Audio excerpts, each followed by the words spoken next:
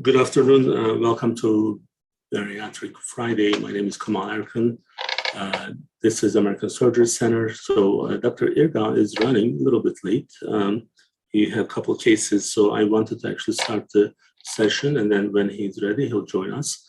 While we are waiting for him, I'll give you guys some background information on a couple of the other things. We are going to discuss the patient perspective today. So let me actually have my other computer on so that you don't just see me.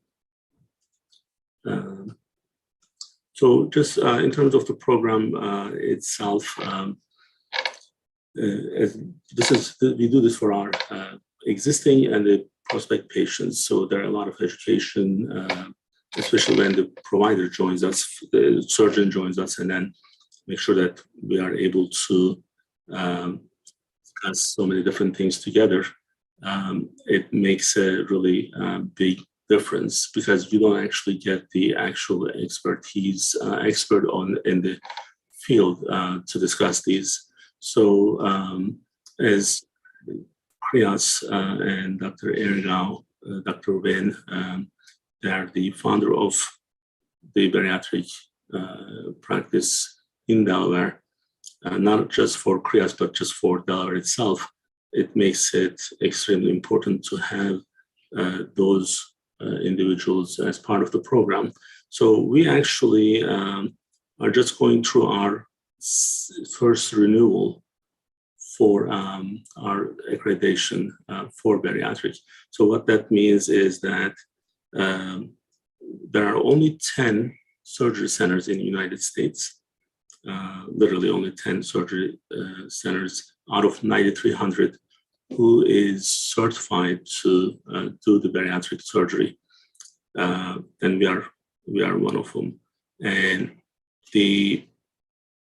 why this is important is because it's a lot of obligations. It requires a lot of standards in terms of how we are actually handling certain things, the procedure that we have in place. And then every 3 years, they are going to come and audit our center. And then that's where we actually demonstrate that here is how we are handling our patients. This is the prep. This is during the surgery. This is after surgery. Because our obligation for after surgery is it's not over at the time of surgery. We do follow up with our patients up to 5 years, and that's part of the requirement. And I think even if it wasn't a requirement, we would still would like to do that. So while waiting for Dr. Irgau, I wanted to also I do talk time to time about our case conference process. So this is a discipline that we were able to adopt since almost now I would say 12 years. But in the last 3 years, one big change that we made, we turned it into a daily meeting. So our case conferences are daily. And you won't actually see this in any other part of the country. No one will have the same discipline because that's something that we customize based on the need that we have. So therefore, it's important for our patients to know that they will be going through a really good screening process. So that's the most important part that we need to have a better surgery, better outcome. Not only you need the best surgeons and best facility, but you need that screening process so that every little checkbox is being checked and then you are prepped at the best way. So then we minimize the risk of surgery at any given time. And that's why our patients are able to go home after their surgery, 6 to 8 hours, we are able to discharge our patients. In the last 12 months, there are about 400 cases we completed at the surgery center, and then only 2, if I'm not mistaken, 2 patients, they needed to be either staying overnight or either one of them had some personal issues and the other one needed a little bit more oxygen. And that's very rare that we would keep anyone after the 6 to 8 hour time window. So the other thing that's important is how we are communicating with our patients. So there are full-time nurses who are part of these case conferences who are assigned as a care coordinator. So our patients are getting the initial introduction, and we have a different database that's based on that's actually not part of our EMR, because in some cases what happens is patients are when they have to use the portal, and when we have a simple message, they have to open the message before they can see what we are asking. But with the database emails, we are able to actually send the specific emails, like saying that you need to complete your blood work, that's on subject line, you need to complete your cardiology clearance, you need to follow up with your EGD, psych, whatever it is, so then we make it extremely fast, efficient from that way. Now, I see Dr. Irgau is joining us.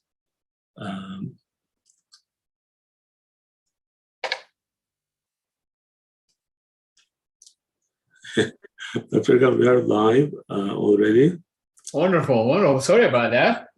No problem. So I did it a little bit differently this time, knowing that you are going to be there, and then I do want to post another message. So and then our audience, they know that we work with the surgeons, and then there will be unexpected, things that delays may happen, but because we understand that. So I was trying to just talk on my own, just to give. You can do the whole thing by yourself. You know that by now. Come on. It's not fun. That wouldn't be fun, but also that wouldn't be as credible when I have the surgeon who's experienced. I appreciate. Our main focus is this is not a commercial that we are running. This is education for our patient, and it's the source is important, and the source is you and our other providers. Thank you. We do have other events outside of our Bariatric Friday on Tuesdays at 6 p.m., second and fourth Tuesday every month. We have the full-fledged webinar of the process, and our other providers, other surgeons are actually running those on top of the support group that we are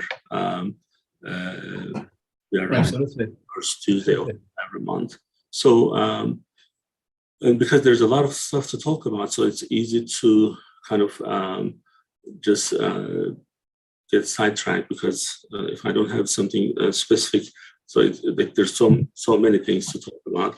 So today we discuss the patient perspective. Now, we have done the patient perspective in the past several times, and I want to add something to this. Sure. Just to kind of, when we say patient perspective, it's kind of like, it's pretty wide there. So maybe it's not very specific what patient perspective. Is it the expectation, or is it the prep work? Is it the follow-up? That rather than that, I want to kind of focus on the patient perspective of the actual psychology of the patient, psychological state that they are at. Because here's why I'm asking this. Here's why I do that. So this week, there were a couple patients. They were about to be done, and everything that they finished, and then they were getting ready for surgical clearance, and they backed out. And then as soon as I see that, and then earlier I was explaining our daily process, daily case conferences, we see them, and we want to know why it happened. And in some cases, I'm not able to reach out to the patient. So they don't want to talk at that point. So they make a decision that, no, I'm not going to go through this. And that, if you remember the message that I sent you the other day with the patient who had, you sent me one where the patient lost about 100 pounds. And I sent you one where the patient did lose 90 pounds, and then they went back up again. And then I sent you, I believe, a couple weeks ago, another 1 or 2 examples where patient came back and then they were already heavier than 2 years Yes, ago. you did. Very tragic, right? So, Because there was a huge jump in the weight, right? so now, and I want to put that in the perspective from the patient side. So what's going through in their mind, I guess, because you actually meet these patients several times before that, how we can actually change our way or what we can do better and how we can actually understand them better. That's a great point, Kemal. That is really actually the crux of the problem when it comes to the healthcare's approach to morbid obesity, right? We have failed as a healthcare system to really strongly convey that morbid obesity is actually a disease, right? And why am I saying that, Kemal? Because it would be unthinkable, for instance, for a patient who has cancer, colon cancer, and they've been recommended to go surgery, and their doctor has sent them to prepare for the surgery, including heart, lung, and other clearances. And then for them to call their doctor and say, no, I'm canceling my surgery. That would be unheard of. Yeah. That would be hugely unusual. And yet we come across situations where, as you correctly pointed out, where our patients complete everything and then they back off, right? So what is the big difference here? The big difference is the perception, the understanding. And it's not necessarily the perception and understanding solely of our patients. It's actually the perception of society as a whole that has on morbid obesity, right? I will give you a very good example, Kemal, which is actually very recent, okay? One of our primary care doctors from our network sent a patient to us, and he actually sent me a message saying that that patient needed to be seen for treatment of obesity. And then at the same time, they wanted, he wanted me to look at a lesion that the patient may have on the skin, right? So the main message was it's the obesity is the message, right, from the doctor's point of view. And yet when I walked into the room and I asked the patient what the issue was that we were going to deal together, she just talked about the lesion, totally, right? And the issue of obesity actually came in much later when we talked about other health issues that the patient was experiencing. And then, of course, I delved into the issue and I said, hey, how comfortable or uncomfortable are you with your current weight? And then she said, very uncomfortable, very uncomfortable. And that became the main discussion afterwards. In other words, approaching the issue of obesity from the patient point of view, there is a lot of reticence there. They're really not ready because society has imposed so much,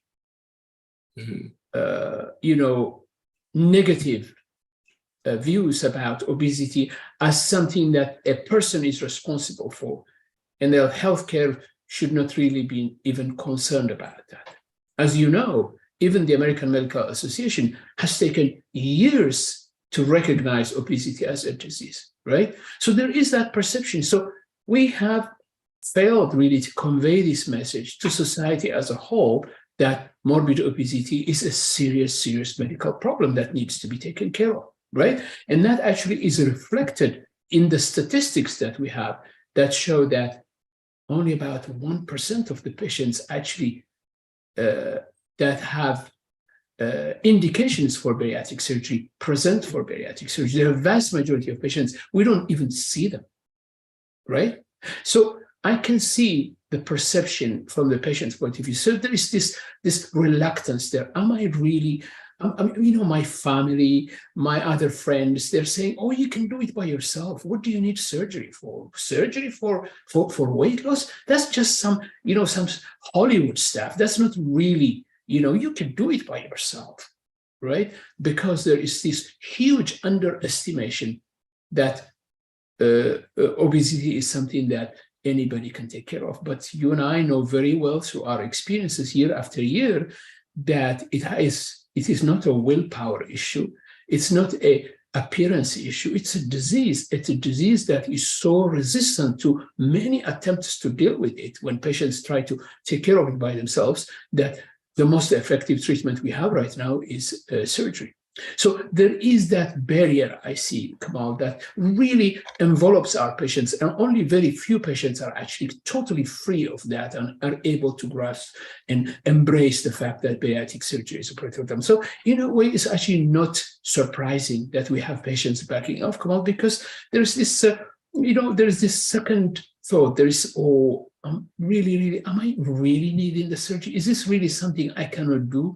And they forget the many, many attempts they've done in the past, right? So there is that perception. And then on top of that, of course, immediate family members or friends or others may not be as supportive as they need to be, because even they are also influenced by the perception of obesity. So I actually think this topic is very important, Kemal, because that is really at the heart of the problem we have in reaching the population that needs to be reached and offer this treatment currently. Absolutely. And this is one of the slides that I want to share. This is one of the patients, and it's kind of like when you put it in a graph, you can kind of see how drastic that change can be. So they, like 3-4 years later, they are now 50 pounds heavier.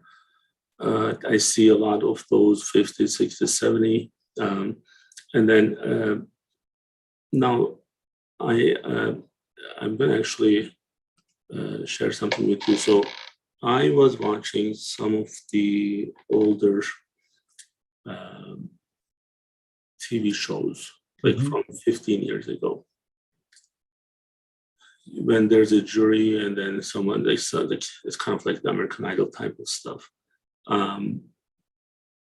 It was unbelievable how mean they were towards the person's physical appearance. Yeah, Clearly, the person has the morbid obesity, and then they call the person fat. And one says, how do you think you can be a singer when you are this fat? And I'm like, good news is we cannot say that now, at least. That's right. That's right. We've come a long way. I think from that point, yeah. But I think from the understanding of the disease itself, there's still this perception fight where when you talk to people, immediately they're like, oh, you're just fat. Well, that's not the case. Like even with the other chronic problems, even when they are under control, they still have medication support.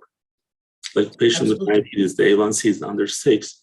The mistake sometimes we see rarely is patients stop taking medication because their A1C is now controlled. No, your A1C is not cured, right? Your A1C is under control. So you still have diabetes. So your diabetes is not cured. So, and this is the same thing here when the percentage is a lot higher when patients are not, sometimes patients don't take it seriously, sometimes other people are not. But just let's look at the process that they kind of need to go through, so then we can put it in maybe better perspective. So once we let me just touch on this important issue that you mentioned, Kemal, and we'll go through that process in a second. Sure. So you mentioned the fact that, patients who have diabetes, who have high blood pressure, obviously receive treatment, and they are not really, they're not penalized for having that condition, right? The issue, is twofold when it comes to obesity. First, if a person has diabetes, unless they tell you they have diabetes or you hear it some other way, there's no way for you to know that, right? So as far as HIPAA, they're fine, right? Nobody can figure it out unless they, announce that they have diabetes. But with morbid obesity, your appearance will tell everybody you have morbid obesity. So HIPAA cannot protect you from that point of view, okay? So everybody will know you're there to be exposed, essentially. Secondly, people don't look at morbid obesity as a disease. They look at it as something that you yourself should have taken care of. You have failed to take care of it. You have no willpower. And that is a bias that society has really imposed on people in a pervasive way. There were studies, actually, Kemal, done a few years ago that showed that children as young as kindergarten children, or even younger than them, when they were shown pictures of children that were heavy, and they would be asked to associate them with qualities, good or bad, every time they saw somebody heavy, they would say bad. Right? So that's the thought that came to them.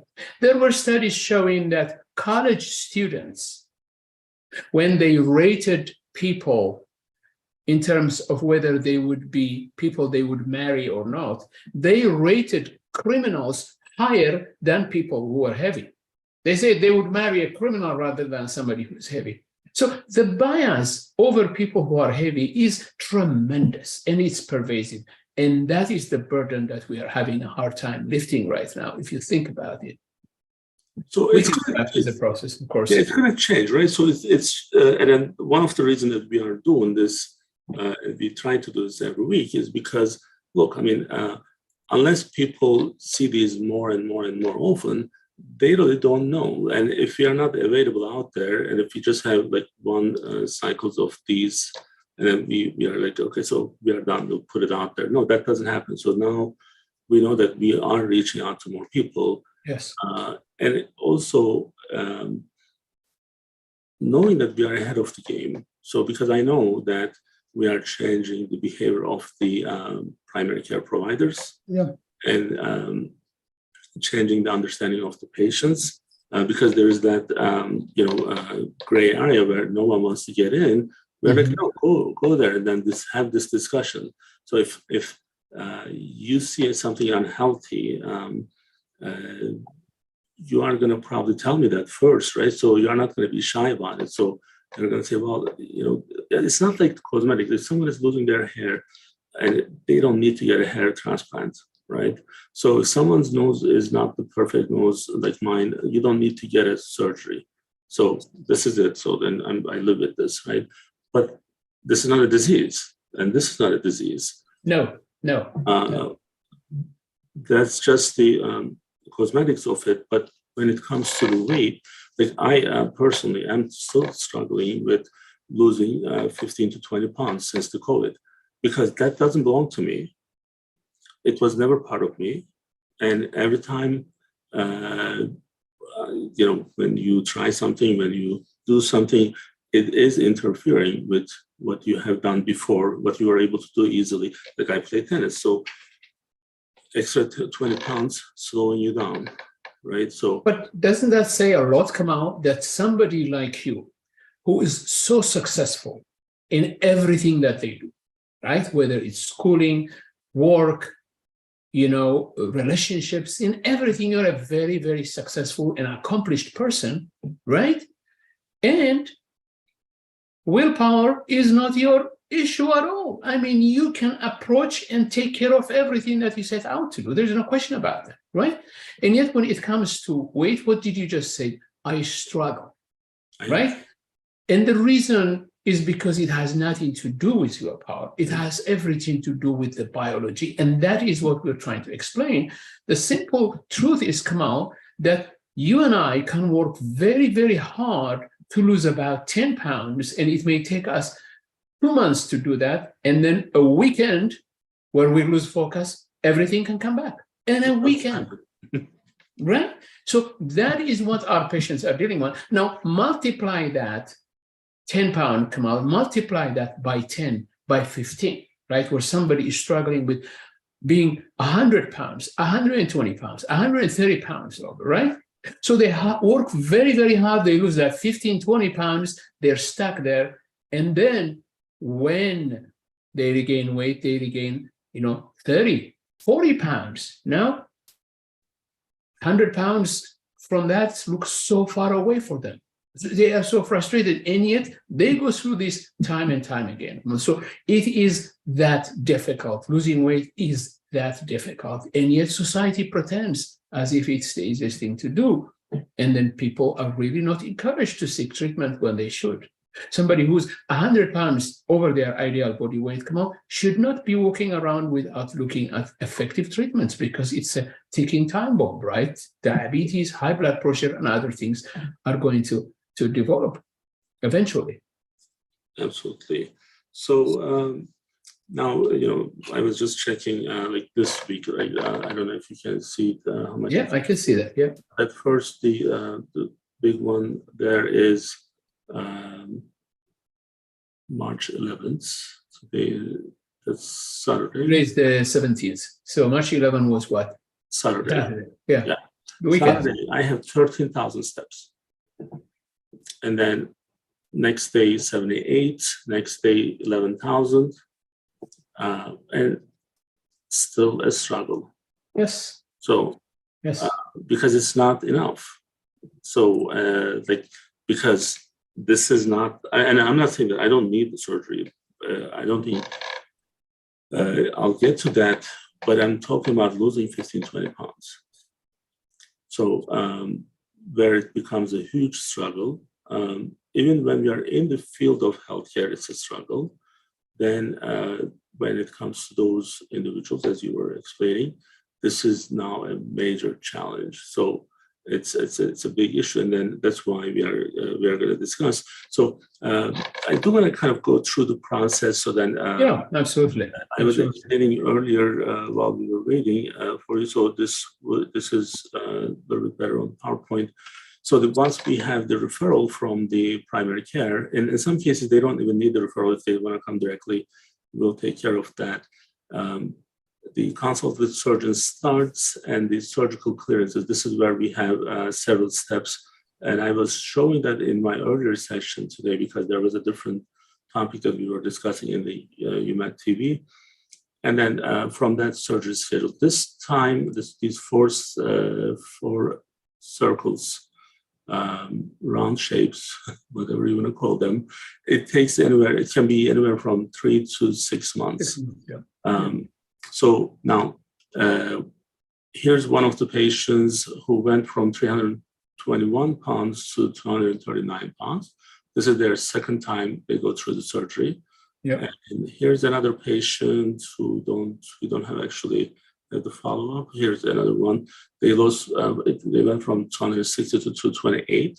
Yeah. This is 1 month after the surgery. Yeah. So, and when we have, I think when we talk about effectiveness, what's the most effective way of dealing with the issue, any issue, right?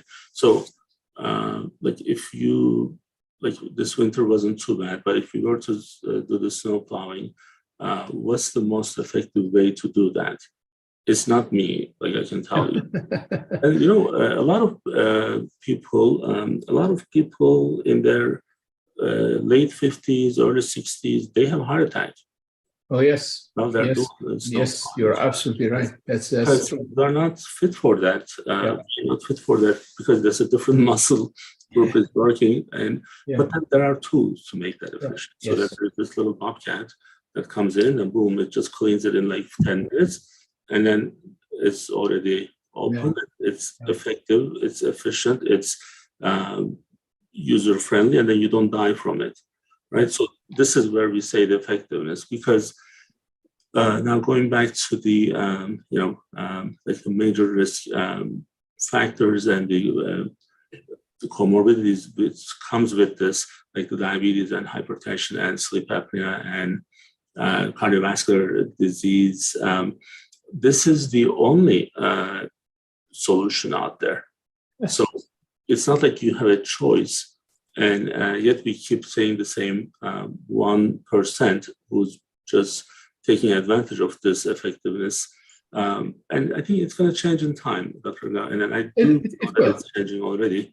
So so we'll do this. I want to share this one because they did it really nicely here. So we are out here every week and we discuss different topics, like the type of surgeries, day of bariatric surgery, resolution of comorbidities, risk and complications, sexual health, intermittent fasting, and then there are 6 or 7 other topics that we have So this should be a lot of good information for our patients to help them to go through that process, because every time we talk to them, every time we know that they stop actually showing up for an appointment, this becomes a problem. Like, I know that they are struggling and they don't want to talk to us because someone said something to them, or they saw something and then they don't want to do it.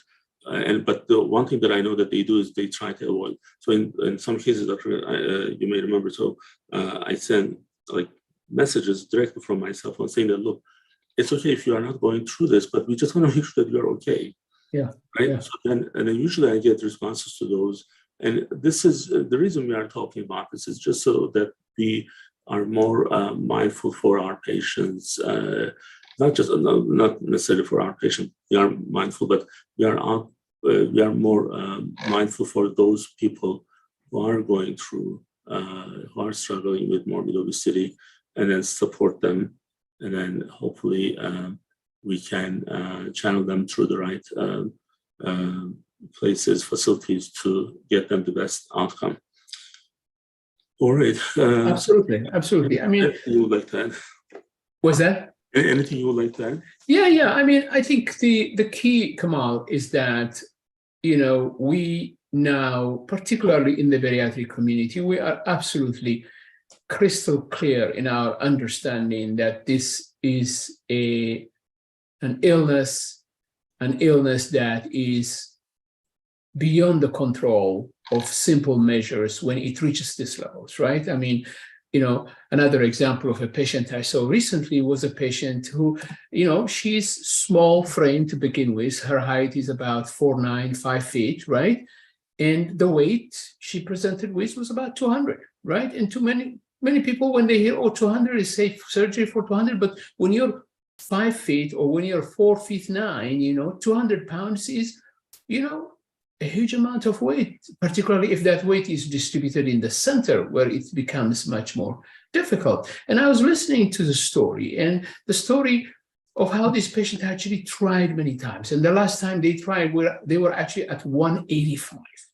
185, she tried very hard. She lost 30 pounds, which got her to about 150, 155. She was very, very happy with that.